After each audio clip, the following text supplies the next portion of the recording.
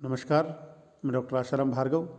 आज हम फणीश्वरनाथ रेणु की कहानी लाल पान की बेगम की तात्विक समीक्षा करेंगे। इस भाग 1 में हम इस कहानी के कथानक और विषय वस्तु के साथ इसकी विशेषताओं की चर्चा करेंगे और भाग 2 में हम पात्र, संवाद, देशकाल, वातावरण, उद्देश्य और भाषा शैली की चर्चा करेंगे। भाग 1।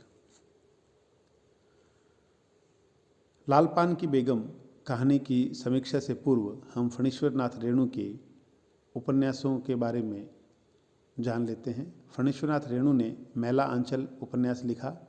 यह हिंदी का पहला आंचलिक उपन्यास था और इस उपन्यास के कारण फणीश्वरनाथ रेणु को एक पहचान मिली और उनको आंचलिक कथाकार कहा जाने लगा। इसके बाद फणीश्वरनाथ रेणु ने परती परिकथा उपन्यास की रचना की। फिर जुलूस, दीर्घतपा, कितने चौराहे और पलटू बाबू रोड जैसे महत्वपूर्ण उपन्यासों की रचना फणीश्वरनाथ रेणु ने की। जहाँ तक कहानी संग्रह का प्रश्न है, फणीश्वरनाथ रेणु ने एक आदिम रात्रि की महक, ठुमरी, अग्निखोर, अच्छे आदमी आदि कहानी संग्रहों की रचना की। फणीश्वरनाथ रेणु की प्रमुख कहानियाँ इस प्रकार है जिन्होंने उन्हें प्रसिद्धि प्रदान की। मारे गए गुलफाम या तीसरी कसम, यह उनकी एक महत्वपूर्ण कहानी थी। इस कहानी पर कालांतर में बाद में फिल्म भी बनी। उनकी प्रमुख कहानियों में एक आदिम रात्रि की महक भी है, लाल पान की बेगम, ठेस, पंचलाइट, रसप्रिया, नैना जोगिन और संवदिया। ये फणीश्वरनाथ रेणु की कहानियाँ हैं और इन समस्त कहानियों में फणीश्वरनाथ रेणु का आंचलिक कथाकार का स्वरूप स्पष्ट परिलक्षित होता है। यहाँ हम फणीश्वरनाथ रेणु की लाल पान की कहानी की तात्विक समीक्षा करेंगे, उसके कथानक और विषय वस्तु पर चर्चा करेंगे। इस कहानी की शुरुआत मखनी बुआ बिरजू की माँ से पूछती है कि बलरामपुर का नाच देखने नहीं गई क्या। इस कहानी में एक बिरजू की माँ है, एक बिरजू के पिता है और बिरजू और उसकी बहन चंपिया है। इसके अलावा एक मखनी बुआ है जो बिरजू की माँ के पड़ोस में रहती है। मखनी बुआ, जिसके आगे पीछे कोई नहीं है, वह बिरजू की माँ से पूछती है कि बलरामपुर का नाच देखने नहीं गई क्या। मखनी बुआ के नाच देखने का पूछने पर बिरजू की माँ का टेढ़ा जवाब, बिरजू की माँ उसे टेढ़ा जवाब देती है कि बिरजू की माँ के आगे नाथ न पीछे पगैया। वह ऐसा इसलिए कहती है कि वह कटाक्ष में मखनी बुआ को कहती है क्योंकि मखनी बुआ के आगे पीछे कोई नहीं है, इसलिए उसे ऐसा जवाब देती है। बिरजू की माँ इसलिए कुपित है, इसलिए चिड़ी बैठी है क्योंकि बिरजू के पिता उनको बलरामपुर का नाच देखने का वचन दे चुके हैं, कह चुके हैं और वे अपने बैल लेकर गाड़ी लाने गए हैं, लेकिन इतनी रात हो जाने के बाद भी वे गाड़ी लेकर नहीं आए। इसलिए बिरजू की माँ को यह डर है कि कहीं बलरामपुर का नाच नहीं देख पाए तो मखनी बुआ के नाच का देखने का पूछने पर बिरजू की माँ टेढ़ा जवाब देती है कि बिरजू की माँ के आगे नाथ न पीछे पगैया। 8 दिन पहले बिरजू की माँ ने ही सबसे कहा था कि बिरजू के पिता ने कहा है कि बैलगाड़ी में बिठा के बलरामपुर का नाच दिखा लाऊंगा। उसने 8 दिन पहले औरतों में ये बात कही थी कि उसके पति ने यह कहा है कि बैलगाड़ी में बिठाकर बलरामपुर का नाच दिखा लाऊंगा, और यही कारण था कि मखनी बुआ ने पूछा उससे और उस पर वह चिढ़कर उसने जवाब दिया।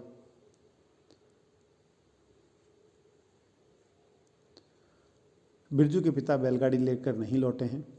बिरजू की माँ क्रोधित है और वह मन ही मन कुढ़ती रहती है।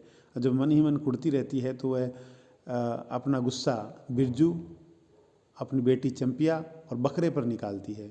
उनके घर में एक बकरा है, उसके ऊपर वह गुस्सा निकालती है। बिरजू शकरकंद खाने की जिद करता है। बिरजू की माँ को इसलिए भी गुस्सा आता है क्योंकि वह शकरकंद उबाल रही है और बिरजू शकरकंद खाने की जिद करता है।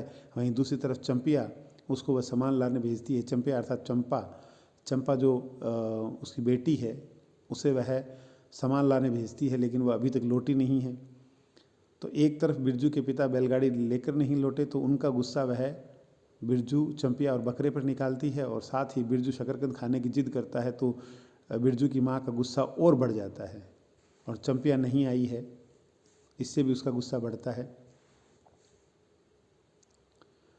वह चंपिया को स्टेशन की लड़कियों से दूर रहने की आज्ञा देती है, और जंगी की पतोहू रेलवे स्टेशन की लड़की है।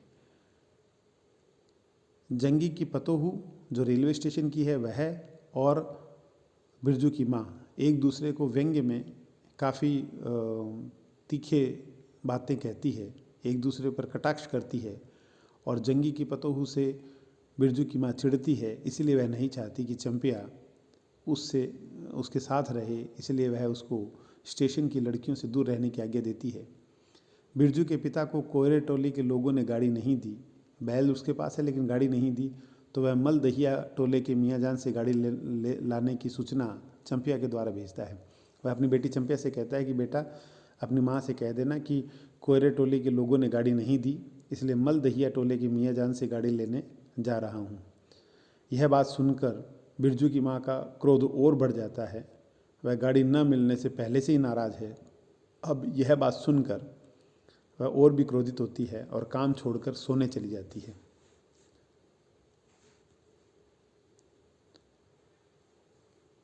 वह बिरजू की माँ विचार करती है कि उससे कोई दोष हो गया है, उससे ये लगता है कि उसने हनुमान जी को प्रसाद बोली थी लेकिन नहीं चढ़ाई, तो शायद उसी का दोष है कि अब इनको गाड़ी नहीं मिल रही है और ये मेला देखने नहीं जा पा रहे हैं। इसी के साथ साथ चंपिया जो उसकी बेटी है उसको भी पिछले साल की बात याद आती है जब माँ ने कहा था कि मेले जाएंगे और साड़ी पहनकर चंपिया साड़ी पहनेगी। उसे भी वह स्मृतियाँ आती है, वह उसके मन में भी इच्छा है कि वह नाच देखने जाए, लेकिन उसे लगता है कि अब नाच देखने जाना मुश्किल है, माँ गुस्से में है।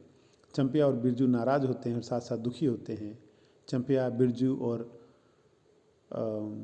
बिरजू की माँ तीनों झोंपड़े के अंदर चले जाते हैं।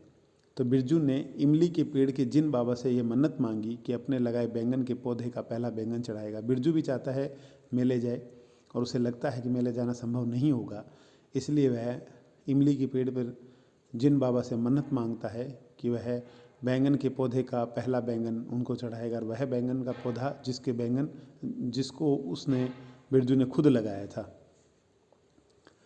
बिरजू के पिता गाड़ी ले आते हैं। जैसे ही बिरजू के पिता गाड़ी ले आते हैं, बिरजू की माँ खुश हो जाती है, चंपिया और बिरजू भी खुश हो जाते हैं, और इनकी खुशी इतनी बढ़ जाती है कि मखनी बुआ को घर की पहरेदारी सौंप मेले के लिए रवाना हो जाते हैं, बलरामपुर का नाच देखने रवाना हो जाते हैं। जब ये बलरामपुर का नाच देखने जाते हैं तो बैलगाड़ी में काफ़ी जगह रह जाती है, तो जंगी की पतोहू को साथ ले जाने को गाड़ी रुकवाती है। बिरजू की माँ जंगी के पतोहू को साथ ले जाने के लिए गाड़ी रुकवाती है और उसे साथ लेकर जाती है। जंगी की पतोहू, लरेना की बहू और राधे की बेटी को भी वह साथ लेकर चलती है, और वहाँ बैलगाड़ी में चलते चलते चंपिया को बायोस्कोप का गाना गाने को कहती है। चंपिया के साथ सुनरी और जंगी के पतोहू गाना गाती है। बिरजू के माँ के मन में जंगी के पतोहू के प्रति खटास समाप्त हो गई है, अब उसे जंगी की पतोहू बुरी नहीं लगती।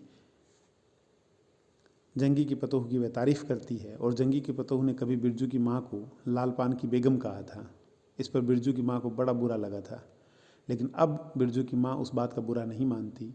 वह खुद की लाल साड़ी और चेहरे पर नज़र डालते हुए सोचती है कि जंगी की पतोहू ने कुछ बुरा तो नहीं कहा था लाल पान की बेगम। उसे लगता है हाँ, मैं लाल पान की बेगम ही हूँ।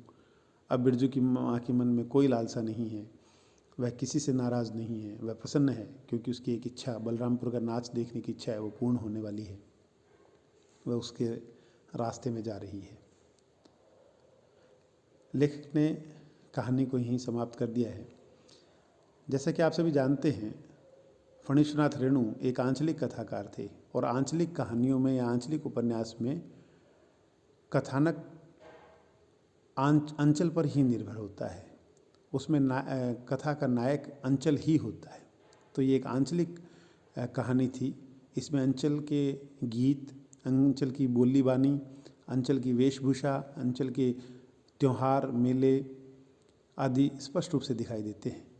तो इस लाल पान की बेगम कहानी में हालांकि कथानक केवल इतना सा है कि मेला जाने की चाहत है और उस इच्छा के लिए बैलगाड़ी लेने जाता है और बैलगाड़ी लेके आ जाता है और मेला देखने चले जाते हैं।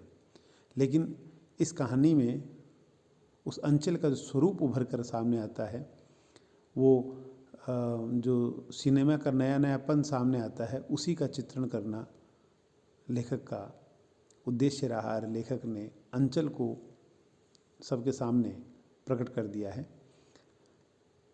इस कहानी का कथानक संक्षिप्त है, व्यवस्थित है, रोचक और उत्सुकतापूर्ण है। इससे पाठक मतलब उसकी रोचकता बाधित नहीं होती, वह जुड़ा रहता है। यह कहानी मनोरंजनपूर्ण है और मनोविश्लेषण परक है। इसमें बिरजू की माँ के माध्यम से उसके मनोभावों का चित्रण किया है। उसके साथ साथ बिरजू और चंपिया के मनोभावों का चित्रण भी किया है। बिरजू जो जिन बाबा से मन्नत मांगता है, चंपिया जो अपने भाई की इच्छा पूरी करती है, उसे पता है माँ का गुस्सा है, इसलिए भाई को किस प्रकार शकरकंद खिलानी है, वह चुपचाप शकरकंद उसकी तरफ फेंक देती है। इस प्रकार इस कहानी में मनोविश्लेषण का भी चित्रण किया गया है। इस प्रकार हम देखते हैं कि लाल पान की बेगम कहानी का कथानक और विषय वस्तु काफ़ी महत्वपूर्ण है और आंचलिक है। इस कहानी के पात्र, संवाद, भाषा, देशकाल और उद्देश्य आदि की चर्चा भाग 2 में करेंगे। धन्यवाद।